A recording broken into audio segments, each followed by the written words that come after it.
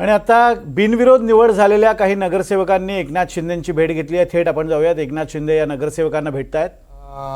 शिवसेना भाजप युतीचे नगरसेवक ठाण्यामध्ये निवडून येतील आणि पूर्ण या ठिकाणी क्लिअर मेजॉरिटी, थम्पिंग मेजॉरिटी ठाण्यामध्ये शिवसेना भाजप युतीला मिळेल. कारण ठाणे हा महायुतीचा बालेकिल्ला आहे. धर्मवीर आनंदीगे साहेबांनी या ठाण्यावर प्रचंड प्रेम केलं. ठाण्याच्या विकासामध्ये त्यांचा मोठा सिंहाचा वाटा आहे. हिंदू हृदय सम्राट बाळासाहेबांनी देखील ठाण्यावर प्रेम केलं. त्यामुळे ठाणेकर आणि शिवसेना हे समीकरण गेल्या अनेक वर्षात आहे. आणि कल्याण डोंबिवली देखील खासदार डॉक्टर श्रीकांत शिंदे यांची जी काही व्यूहरचना आहे त्या माध्यमातून देखील तिकडे बिनविरोध झाले.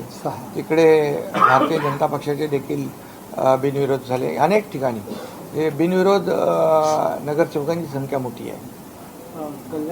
आणि काही लोक म्हणतात हे बिनविरोध हे काय नवीन फॉर्म हे.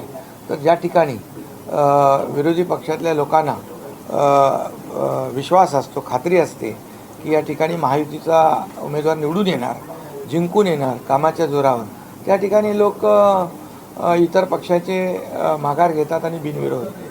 त्यामुळे त्यांना त्याचं काम जे आहे आमच्या उमेदवाराचं हे काम तिथं बोलतं आणि कामामुळे त्याची कामाची पोचपावती अशा प्रकारचा बिनविरोध येण्याने सिद्ध होते. पराभवाची भूमिका, भीती वगैरे ठीक आहे, परंतु शेवटी जिंकण्याची खात्री असावी लागते, विश्वास असावा लागतो. आणि त्यामुळे महायुतीने जे केलेलं काम जे आहे हे सर्वश्रुत आहे. त्या वॉर्डामध्ये माहीत असतं कोण जिंकणार आहे, जनता कोणाच्या पाठीशी आहे. आणि त्यामुळे अशा प्रकारे बिनविरोध होण्याचा जो काही प्रकार आहे, बिनविरोध होण्याची संख्या जी जास्त आहे ती वाढते. अनेक ठिकाणी काँग्रेसने माघार घेतलेली दिसते आहे.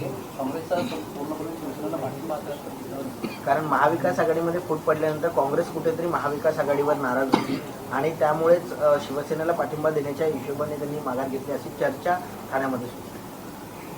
नाही, आता कोण कोणाला पाठिंबा देईल ते तर ते निवडणुकीत कळेल ना. पण आम्ही महायुती म्हणून तुम्हाला मी सांगितलं ठाण्यामध्ये 100+ जागा आम्ही जिंकणार. सर, एक महत्त्वाचं म्हणजे आता तरी इथे बऱ्यापैकी नगरसेवक निवडून आलेले आहेत. मुंबईमध्ये देखील किंवा इतर महानगरपालिकांमध्ये देखील असं चित्र दिसून येत आहे.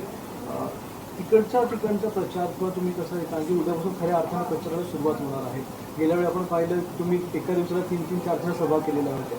आता प्रचाराचं शेड्यूल किंवा कसं आहे? उद्या महायुतीची पहिली सभा आहे मुंबईमध्ये आणि प्रचाराचा नारळ फुटेल आणि तिथून सुरुवात होईल. संपूर्ण मुंबईमध्ये, महाराष्ट्रामध्ये प्रचाराची रणधुमाळी होईल. आणि मी तर मला एवढा विश्वास आहे की जे आम्ही 2.5 वर्ष माझं मुख्यमंत्रीपद आणि आता देवेंद्रजी 3.5 वर्षाचा जो काही काळ आहे त्यामध्ये केलेली जी कामं आहेत, महाराष्ट्राचा जो विकास आहे, लोकाभिमुख कल्याणकारी योजना ज्या आहेत, मुंबईचा विकास आहे, हे सगळं जे आहे हे लोकांच्या समोर, जनतेच्या समोर आहे. आणि त्यामुळे याची पोचपावती आम्हाला महायुतीला येणाऱ्या महापालिकांच्या निवडणुकामध्ये मिळेल. उद्धव ठाकरे यांनी मगाशी काही उमेदवारांना मार्गदर्शन केलं मुंबईतल्या आणि त्यामध्ये त्यांनी पुन्हा एकदा सूर्याची पेठा असा उल्लेख केलेला आहे. त्याचबरोबर 2 गुजरात्यांच्या हातात आपल्याला मुंबई द्यायची नाही आहे, त्यामुळे आपण या ठिकाणी पूर्णतः आपला जोर लावा अशा प्रकारे त्यांनी वक्तव्य केले. 2 गुजरात्यांच्या हातात आपल्याला मुंबई द्यायची नाही आहे. खरं म्हणजे ही अतिशय दुर्दैवी वक्तव्य आहे. आणि प्रधानमंत्री नरेंद्र मोदीजींच्या बद्दल अशा प्रकारचं वक्तव्य करणं हे निंदाजनक आहे.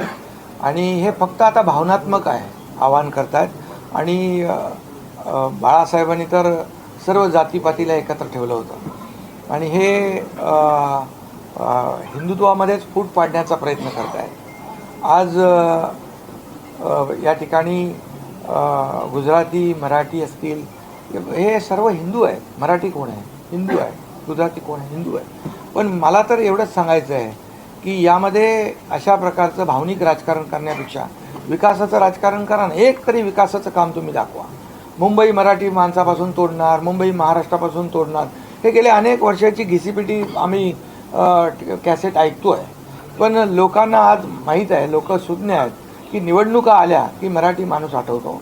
मी आपल्याला एवढंच सांगतो की मराठी माणसासाठी तुम्ही काय केलं. मराठी माणूस मुंबई बाहेर फेकला गेला याचं कारण काय. गुजराती मारवाडी यांच्याबद्दल जे बोलतात त्यांचे पैसे तुम्हाला चालतात, त्यांचं कॉन्ट्रॅक्ट तुम्हाला चालतं. मराठी एकतरी कॉन्ट्रॅक्टर कधी भेटला तुम्हाला, दिसला.